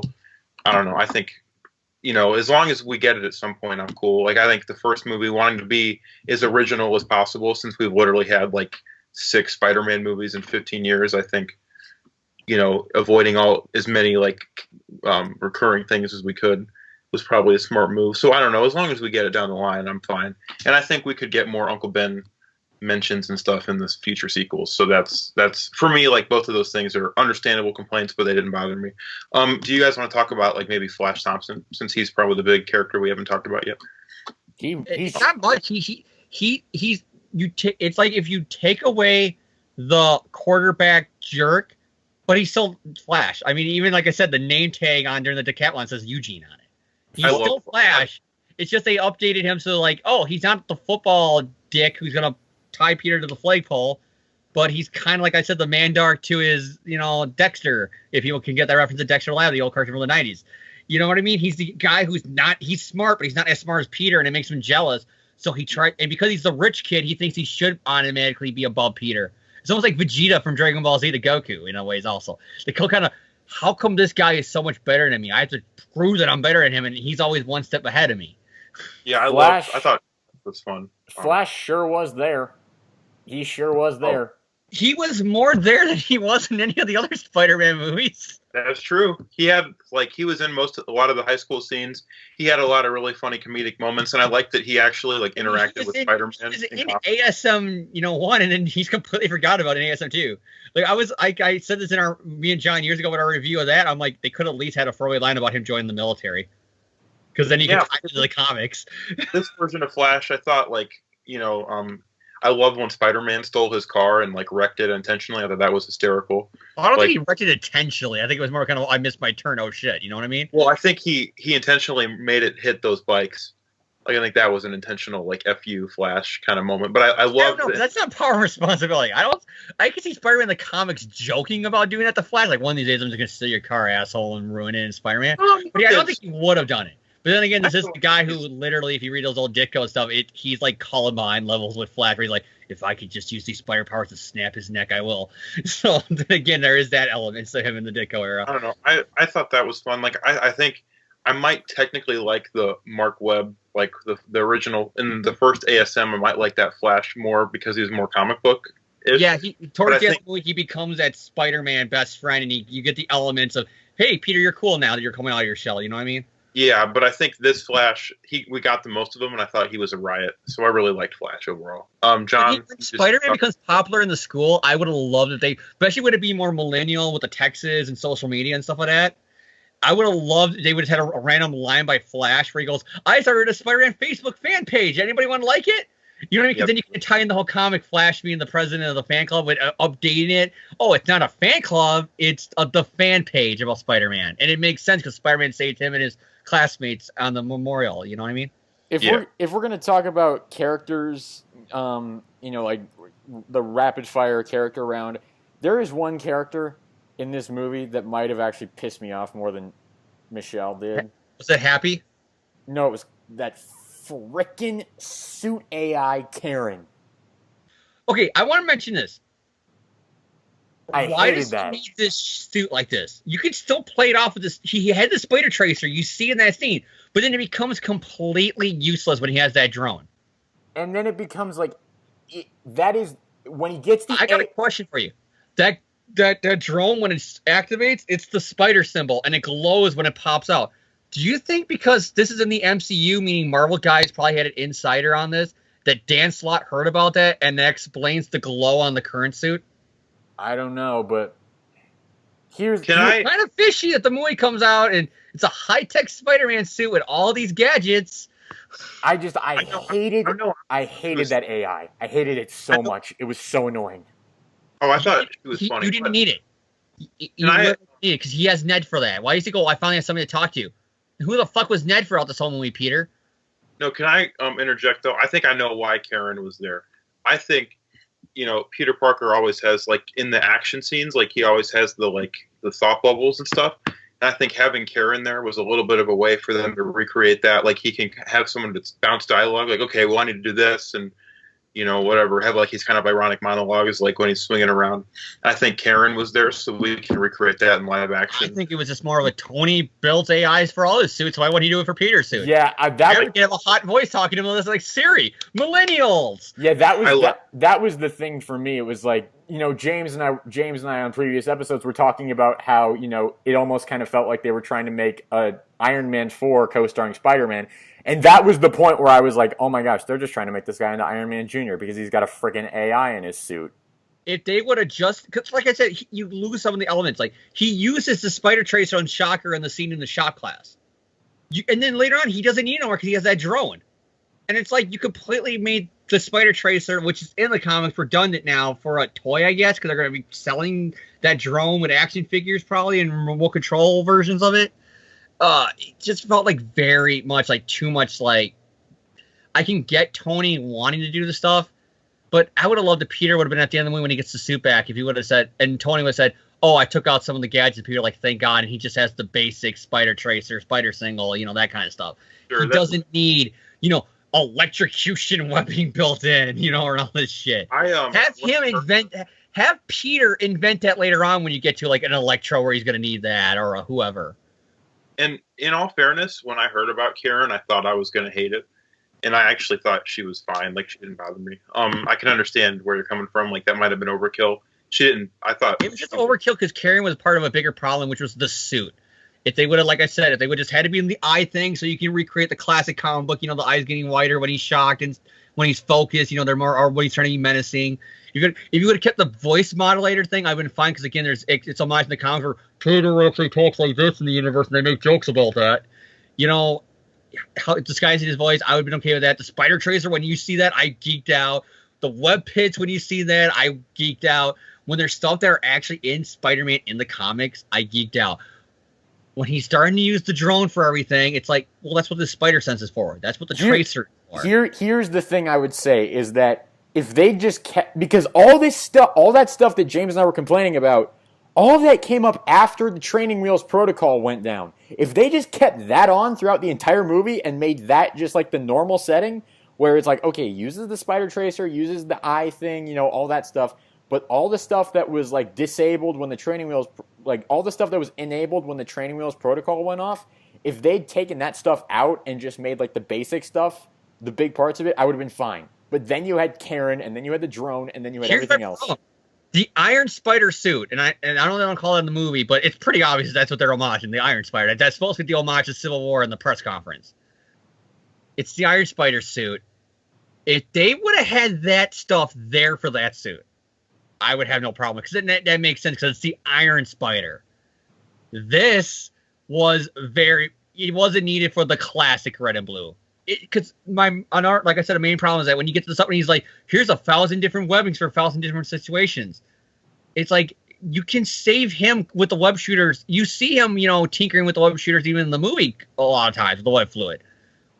You can save that for saying down the road if you want to have hydro, web shooters for Electro movie down the road. You can save that stuff for a Doc Ock, the rapid fire, the grenades. You can save that with Peter inventing it. It's like Tony was like, every gadget you ever had in the comics that you had to create for Sandman and Electro and Green Goblin and Venom, they're all right here already for you. You're welcome. And it's like, you can't even have Peter, build up to him making this stuff himself.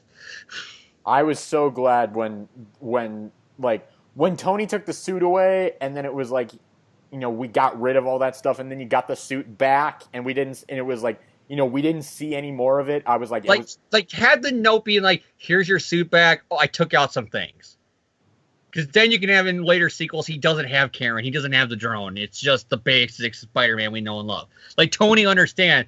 Maybe he went this way because I made him a little bit too much like me. Let me tone him back to what he does best. Yeah, so, Jan, sorry we sort of, bulldozed you there. Just, You guys bulldozed me a few times here in this review, too, so it's all fine, I think. Yeah, it's good. We're good. We're bulldozing each other. That sounds really weird. So...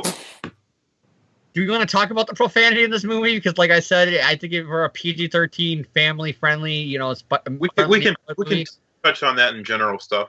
I will say, because James brought it up, it went a little too far. It got a little bit too much. If they would have kept it with the ending, what the fuck at the ending? It's comedic timing. It's the whole fact that they show a long shot of her giving him the finger, and then 15 minutes later you have the line about what are you doing, Dad? Porn. Like, I don't need to hear about porn in a Spider-Man movie that takes place when he's 15 years old. You know what I mean? It's like, I get it. It's like, guys, just tone it down a little bit. Like, I can understand that as a complaint. Like, thank God it didn't get to James Cameron where he's saying motherfucker every other line, but still.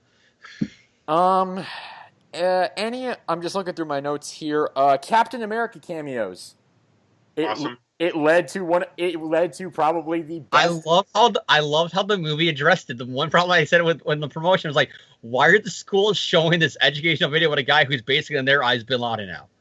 You know what I mean? It's like, it would be like if we had a video about being a great American hero, and it's like, hi, I'm Benedict Arnold. You know what I mean? That's basically in their eyes what it is.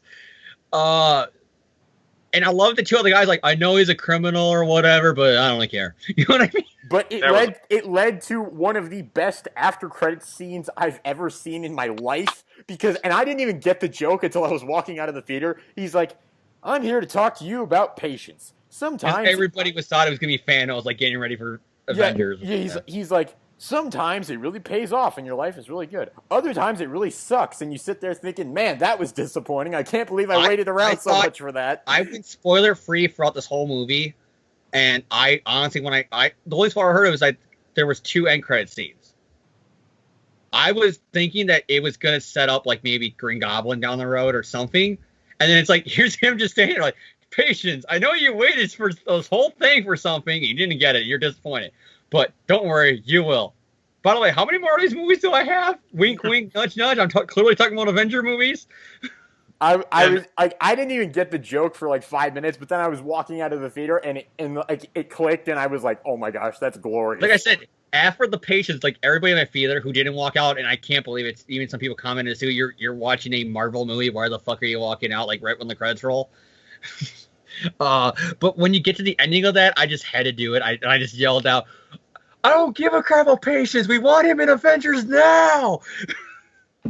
I think part of me, I kind of like that the after credit scenes didn't set up Thanos. Like that would have felt weird for a Spider-Man movie. Well, Guardians didn't even really set it up, and Guardians should have, because Thanos is like the overarching villain in that franchise. Yeah, but like I like that the first one was a Spider-Man. Like it clearly set up. It sets up Scorpion's the villain going forward with the sequel, obviously. And then probably Sinister Six, too, since he mentions that he has other friends out there that want Spider-Man dead. I don't know yet going Sinister Six, though. They might say that for eventually, but I don't think the third movie, that's what the setup. I think it was just a throwaway line, meaning, don't worry, guys, all the Spider-Man villains you know and love, minus Venom, are all over here. Yeah, and then the second one was a joke. Like, I like that it helps. This movie really feels like it kind of can stand on its own, or it doesn't stand on its own. Like you need Civil War, but the story that we're told here is kind of. It feels like a Spider-Man movie. Is that like the first non-canon MCU like end credit scene? What do you mean that it's not like another scene to the movie, or it sets up another scene in another movie? Like it was outright. He's not even in the background of the fake, whatever American flag thing he was at. He was just a white screen of him talking to the audience. Yeah. It's like breaking the fourth wall almost, like Deadpool. You guys want to talk about the Shockers? Didn't we talk about the Shockers already? Well, I kind of went over them in my Vulture thing when I talked about the villains being betrayed. I thought really well. If I can interrupt that, can we talk about the Miles name drop with Prowler? That was cool. Because I thought it was cool. There's another thing that I noticed in the theaters. I don't know if you guys did, but when Peter's going down his criminal record, it says known aliases. The first one it says in all letters, the Prowler, and the second one below it says Hobby Brown. I didn't even see. Here's the thing. I have. So he is Hobby. It's like it's just a fake name he went by one time, probably to get away from the cops. That's cool. But he could be in the sequel, but we'll talk about that when we talk about the sequel. He is going to be in sequels because it's obvious that whole line is my nephew. It lives here in Queens. I don't want him to associate with guys like that. It's like I don't want Miles. Miles. I want to keep Peter. I love this version of Peter so much. I want him to be this. What I mean by that, though, is I got a funny feeling that at the end of the trilogy, once Peter graduates high school, they're going to say, okay, now the freshman class is walking in or something like that, and somebody goes, Miles, and it's him. You know what I mean? Like a quick little line like that. Yeah. And I think we can just quickly talk about, things we want to see in the sequel. I think I've already said most of mine is just Daily Bugle. Okay, mine, I want to see, obviously, Scorpion. I don't know what you guys thought. I thought his screen time, like they really made me like he was kind of memorable. They for me. set him up. They did something smart that a lot of these movies don't do. They set up the next villain. Like I love when he showed up and Karen says like, "Oh, this guy has like a huge record, including homicide," and like his tattoo that is a scorpion. Yeah, and then like the Prowler guy was like, "Oh, this guy who's a little too crazy for me. Like decided I didn't want to work with him anymore. Like they really set him up as like a major player in like the criminal underworld. And then when in the fact that he's there, like Karen's like, okay, this guy is really dangerous. Maybe you should go to kill mode. Like I thought, like okay, they set him up, and then when he was talking to Toombs in prison, like he was like when he's like, oh, you know, we have friends, like we want to take a picture of Spider-Man, slit his throat, put his head in the dryer. Like I thought, like he was like kind of like I thought he was really creepy, and I'm like, okay, I think you believe that he really would do that. It's yeah, like right. Yeah, I think I buy this guy as the villain for the sequel, so I really want to see him. It's weird to say with Matt Gargan.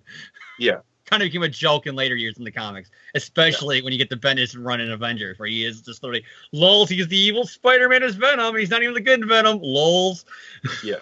So I think he could be a really cool villain, and I think he could be a villain that's different from Vulture, because Vulture is kind of a bad guy with a little bit of a heart, and maybe Scorpion is just a complete psycho who has no redeeming qualities, and I think that'd be kind of interesting to see. Here is my one thing where I think they're going to go with the sequels. I know you said they're setting up Sinister Six, but what building did Tony Stark sell in this movie? I know what you're just saying. Yep. Who in the Marvel Universe will be rich enough and has his own company to want to move into that tower? Norman Osborn, baby. The whole fact that they never mentioned the name of the buyer, I think it's because in the back of their head, they're already thinking, what is Sony going to do with their little spin-off movies? And let's try to make sure we can talk them out of having Norman in those. Because the buyer is going to be Oscorp. And it's going to be Norman. And that's why I kind of wanted the second end credit scene not to be Cap. I love the Cap one because it played off on your expectations, you know? It was glorious.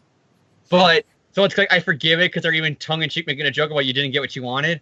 But the last end credit scene, I wanted there to be like, you go back to Stark Tower, and then you have just random business guys walking around like, yeah, we can put the science lab here. We can put this over here. His office can be there. And then just the one guy's on the phone is like, Mr. Osborn, it's done. And then that's all you need. And you're like, that's all I need. Norman's in this world. The Goblin is coming one day. It's not going to be out front because they want to distance themselves from Defoe and what Dylan DeHaan did and, you know, ASM2. But he's there. This Spider-Man will probably in the third movie eventually meet the Green Goblin. And I think since Tom Holland is easily my favorite of the live-action Spider-Man, like I feel like he deserves to get to fight the big bads. So I want to see him take on. Makes no sense. Why would he be in the MCU and you don't give them Green Goblin? You don't give them Doc Ock. You don't give them because even though those characters have appeared before, they're not in the same world as the MCU. You're giving us the Norman Osborn of the movie equivalent of the 616. And Tom Holland's my favorite, so I want to see him, you know, get to fight my favorites. Liz comes back in the sequel and she says, here's my boyfriend who went to a private school there. His name is Harry Osborn. And that's where he can set up Harry. And then in the third movie is when Norman shows up. You know what I mean? So, yeah, I think that's what I want for the sequel. So, John, you just want Daily Bugle? All right. Anything else with this movie? I mean, we've been talking for like almost 2 hours right now. Is there anything else that we can think of? I really had a lot of fun. I've been waiting 3 years, but I feel like I haven't ever gotten to see a Spider-Man movie that I truly loved in theaters since I've been a fan of the character. I didn't see Spider-Man 3 in theaters, and that was bad anyway. And then I enjoyed the Amazing movies a lot at the time, but I don't think they've aged that well, in my personal opinion. Not to shit on John, but I enjoyed them for what they were, but they were not the definitive like Spider-Man for me. So just getting to see a movie that reminded me why I love this character, and seeing my friends, some of whom were not Spider-Man fans, walking out talking about how they like, oh my God, Spider-Man's like maybe the best superhero. And I'm just like, I don't know, there's just something magical about it for me. Like it kind of reminded me like, this is why he's my favorite character of all time. Right now, John knows how I feel about the current comic books with the whole Parker Industries and Dan Slott's run. And hopefully those rumors are true and Slott's leave it at 800. I doubt it because it's Slott, but I hope the rumors are true. And the whole fact that Jan's praying, I think that says his point of view. And even John, who enjoyed most of Slott's stuff, he's like, you're at the end of your road, you're done, get off the book, you know? I haven't enjoyed the character. And tonight, I had my problems. Like I brought up my issues with the movie, Zendaya, her character, some of my other problems, and then no mentions of Uncle Ben in the Bugle, stuff like that. I haven't enjoyed. This was the Peter Parker who I've been saying with since 700 ended, and even a little bit before that. This is the Peter Parker who I said has been missing in the comics. This is Peter Parker. This is Spider-Man. And I can't wait to see him in Infinity War now. Because just this Spider-Man interacting with Peter Cole. Hey, your name is Peter too? Yo, you're like a space me. Dude, that is awesome. You know what I mean? He's seeing him interact with the Guardians now. And then when we get to his sequel, what does it leave with Scorpion? Is Oscorp the people who bought Stark Tower? It would fit if you want to tie in the whole Dark Reign stuff. You know, you can even say Tony left the suit behind and it's the Iron Patriot suit from 3 and then Norman puts it on if you wanted to now. You got the setup for that. You got Doc Ock, you know, he hasn't been seen minus the cameo in ASM2. He hasn't even seen since Spider-Man 2. Is it setting up the Sinister Six? Is the Sony movies a part of the MCU and we're going to see that Tom Hardy, you know, Venom in a future movie with Peter bonding with the black suit? I am so excited to see where this Liz ends up. She's going to like where she's going.